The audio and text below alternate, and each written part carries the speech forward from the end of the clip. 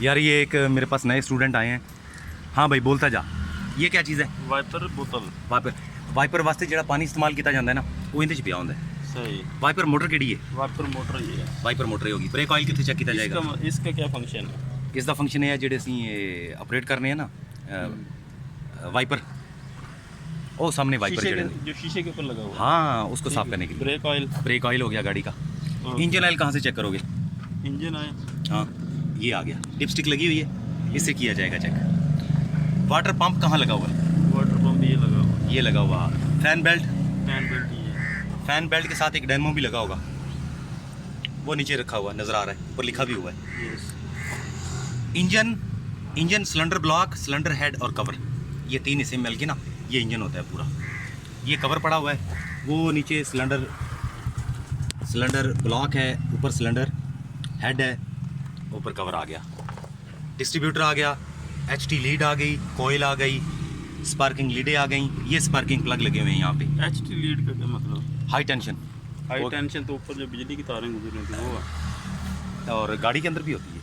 अच्छा। हाँ, कोयल का काम होता है कि लो टेंशन को हाई टेंशन में कन्वर्ट कर देती है। ये रेडिएटर आ गया, बैटरी आ गई।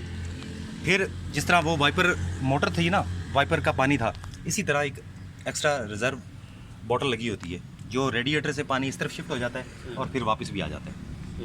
क्लियर हो गया? वो नीचे दिखता जा, गियर बॉक्स। हाँ जी वो रहा चाचा गियर बॉक्स, ठीक है। और डिफरेंशियल आ गया, स्टीयरिंग असेंबली आ गई।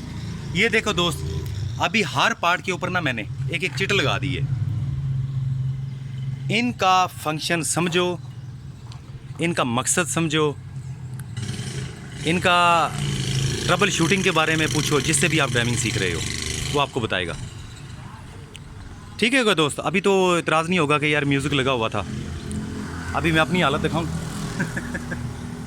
ये देख रहे हैं पसीना।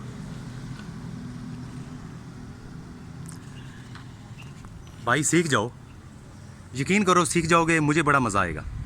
हालांकि मुझे तो आपने कुछ भी नहीं देना ना, मगर इनके बारे में आपको पता होना चाहिए, हर बंदे को पता होना चाहिए। सीख जाओ, यही मेरे लिए है। अगर सीख जाओ मेरे दुआ में याद रखना। Thank you.